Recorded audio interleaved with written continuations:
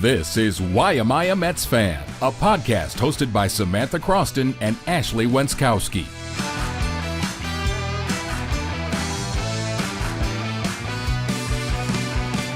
Just talk to me a little bit about your journey here in Syracuse this summer. I know you started off in High A, Brooklyn, made your way to Binghamton. Just what's it been like for you here in Syracuse?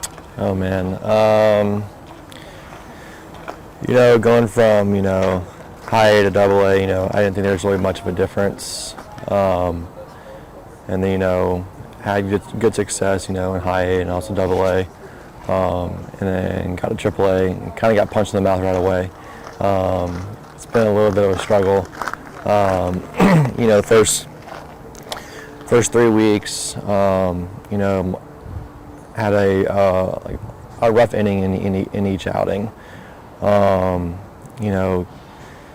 It was very frustrating because it's like, you get called up, you want to do good, and then you kind of go on the struggle bus for a little bit. But outside of that, it's been fun, meeting a lot of older guys, new coaches, and kind of, just learning new things, new ideas from each player, from each coach, being able to bounce ideas off them. But overall, this whole year has been it's been a lot of fun. A lot of learning experiences. Especially here. I didn't realize how much better and how much different hitters would be up here. There's a lot of veterans that have been in the show that you're throwing against every single night. But I'd rather go through it now, and learn from these things. That way, it makes me better, down the road. So.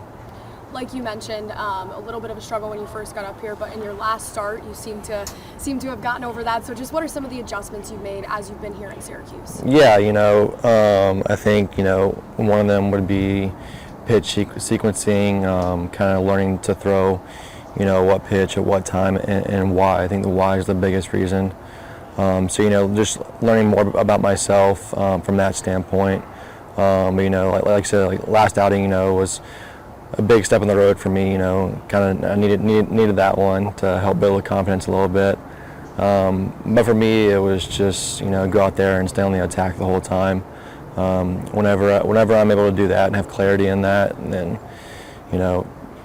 I think, I've already won before the outing even starts, so. Going back for a second throughout your journey to the Mets organization in general, obviously you went to Florida and you had a bit of a journey there before, with the whole draft process before signing with the team. Obviously the Mets drafted you one time, then you went back to school, they drafted you again. So just walk me through what that decision process was like and to end up with the Mets at the end of the day, just that whole journey. Yeah, the Mets took me in 22. Kind of things didn't, I guess, fall in line. Couldn't really come to an agreement. That's all I'm going to say there. But decided to go back to school. Just because I think one of the reasons with not being able to come to an agreement with the Mets, and then also being able to finish my degree, and then have another shot at trying to go to Omaha, and be able to accomplish getting my degree and going to Omaha and making it to the final game. That was probably one of the most fun years of my life. Just incredible baseball all year. Meeting new friends, lifelong memories. And be able to make it to Omaha and be able to play there and pitch on the biggest stage in college baseball. That was a ton of fun. If I could go back, and still have the same result of, losing the very final game, I'd still do it over again. That's how much fun it was. But, the draft didn't work out, in 22. But, after senior year, or I guess COVID junior year, whatever you want to call it, Mets signed me again. And I think at that point, I had another year eligibility, but there was nothing left for me at Florida. I did my time, I got my degree, I made it to the biggest stage possible in college baseball, and with the Mets drafting me again, I think in my mind there was a reason as to why I was supposed to go to the Mets. So, trusted God, went with it. And it was also my goal to, play professional baseball. But yeah, I wouldn't change anything. I wouldn't change anything in my journey. But yeah, everything so far, it's been incredible. Your time at Florida, like you mentioned, was a real, growth period for you. The SEC being one of the best conferences for college baseball in the country. Did you feel like you came out of Florida just a little ahead of the curve, pitching-wise, just because of the high level of competition? Yeah, no, for sure. I think for me, there's very few kids, come out of high school that get drafted, have that right step in the right direction. I think mentally and maturity-wise, I think going to college was definitely a huge choice for me, and the right choice. I grew up, I matured, outside of baseball, but also within baseball. I think being on the biggest stage, being SEC school. I would kind of compare SEC play almost to like high A and Double A. So yeah, going to Florida and being able to pitch there and learn there and grow there. I think really took a big step in the right direction when it came to pro ball. Because like I said, that high A and Double A I think is very similar to that. So having already kind of having an idea of those type of players, those type of hitters, was definitely played a huge part. So you mentioned when the Mets drafted you again, you kind of felt like it was meant to be at that point. I guess for you growing up in Florida, what team did you grow up a fan of, and were the Mets, New York teams ever even on your radar? So I knew the Mets liked me, but growing up I never really had a favorite sports team. Whether it was football or baseball or whatever it might be. I'm from, Pace, Florida, so I'm in between, the Braves and then the Rays. So I never really, picked and choose who I liked or who I rooted for. I just enjoyed watching it. Never had a favorite player. Like I said, I just enjoyed, watching all sports. But with the Mets, like I said, I knew they liked me. I knew they had an eye on me. So I kind of had an idea, going into the draft, that they could be a big possibility, and it worked out. So. You touched on it before, but your journey through the Mets organization this season, just as you've kind of moved along and risen up, who's been a really big influence on you within the organization? Oh man. I'd say honestly each pitching coach at each level, Dan McKinney, AJ Sager, Grayson Crawford, they've been great. Kind of like I said, each person has been around the game, a different time, or different amount of time. So kind of seeing what they have to tell me, or the ideas, or the things that they can help me with. So them, even the head coaches, and then I think the biggest one, is the players really. They're the ones that are there to pick you up, or after a bad outing, or there to high five you, or give you props after a good one. But yeah, and then my roommates that I've roomed with throughout. Ryan Clifford, Noel McLean, some of the guys, that I've known for only a year, but, I feel like I've known for quite a while now. Just being able to, like I said, bounce ideas off everyone. I think the biggest thing is just being around all the guys. It's been fun. Now, there's a lot of young pitching talent here in Syracuse, like Mike Vassell, Dom Hamill. There's a lot of guys. Christian Scott's been around this year. How does that kind of help each of you, like you mentioned, bounce ideas off of each other, grow together? Yeah, I think the biggest one is kind of how each person handles adversity.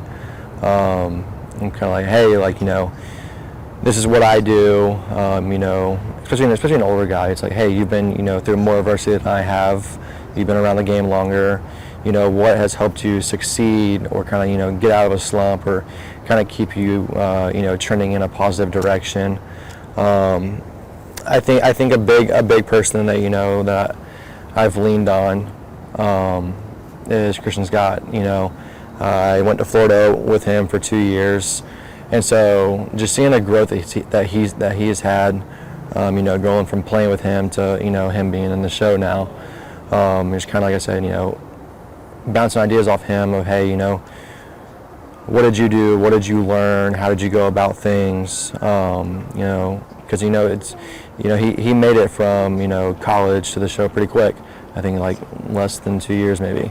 And so, knowing him, before, getting to the Mets, and then also being able to ask him, hey, how are the Mets? Like, what are they like? What do they do on a daily basis? So, I think he's been a big support person for me. I can lean on him, ask him just about anything, baseball.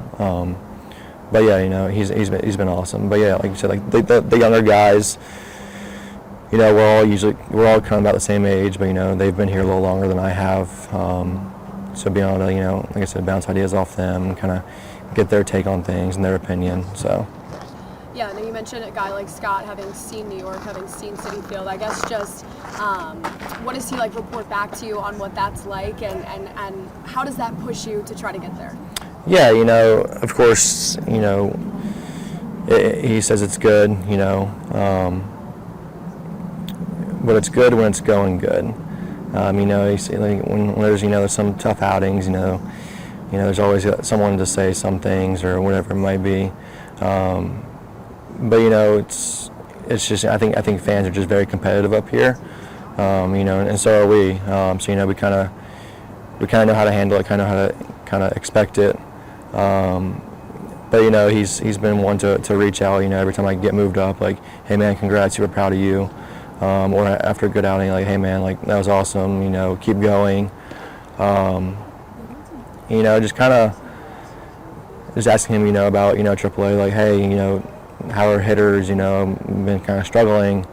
And so, I didn't realize that, like, the AAA level, there's 9 guys, and you got to worry about 9 different approaches. Whereas, high end AA, it's like you got to worry about maybe a max of 3 different approaches.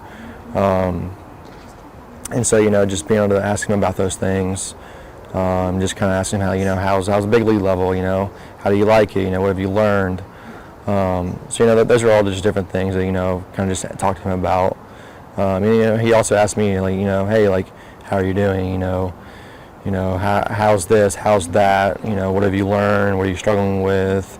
I know he's been through adversity, how asking him, like, how he's got through it, stuff like that, just the little things, but they're also big at the same time. So with the Mets being in kind of the thick of a playoff race now and September call-ups and all that, does it just make it a little more exciting down here for you guys to kind of watch the big team really be fighting for something in September? Yeah, I mean, it's always fun to watch, like, your main team, try to make a push for a playoff. You always root for them, and then also, like, behind, rooting for them, you're also trying to bust your tail to play as best as you can to possibly get called up, but you can't really let it consume you, because if it does, you're gonna press a little too hard, kind of try to do a little too much, but yeah, a lot of the guys here, know guys up there. I don't really know anybody other than Alvarez, because he caught me one starting in AA. But yeah, just watching them on TV, watching them trying to make a push for the playoffs. Like I said, it's fun to watch them. Fun to root for them. So. Now to kind of wrap things up here, your time here in Syracuse this summer, just what have you enjoyed out both here in the ballpark, but just out in the community, out in the city? Yeah, I would say the weather right now, and the weather's we're super nice. Definitely did not enjoy the cold up here at first. That was kind of miserable. Yeah. But yeah, just being able to come to the ballpark every day, know what type of guys you're going to be around, and coaches, and just be able to hang out with them, on and off the field, days off, go play golf with them, just kind of, maybe go out to eat or something like that. I think the guys that you're around kind of, can make it or break it. These guys here have definitely, really helped me, enjoy it even more. So. What would you say headed into the off season shortly and next year, spring training and all that? Just what are some of your goals for yourself, kind of moving into next year? Yeah, I kind of just fine tune the little things, on the pitching side. Just kind of tweak a few things here and there, whether it be from mechanics or to, pitch shapes, and then just get in the weight room, just get bigger, stronger, and then just keep on working on my mental game. There's I think for me, the bigger and stronger in the mental game, have always been two big ones for me. But yeah, just keep, working on those things, and then going to spring training, just be prepared. It's kind of nice, being able to kind of, already know what it's kind of like. So that's kind of nice. Not be as nervous this time. But yeah, just go into it and just enjoy it. Last question for you. Is there anyone in baseball now or like back when you were growing up that you really modeled your pitching style after that you try to emulate? I actually enjoy this question. I've never modeled, myself after anyone. I was made, God made me, who I am. And so, there's a reason for who I am and, why I do things the way I do. So, I'm not going to try to model myself after someone else when, God made me for a certain way and a certain reason. So.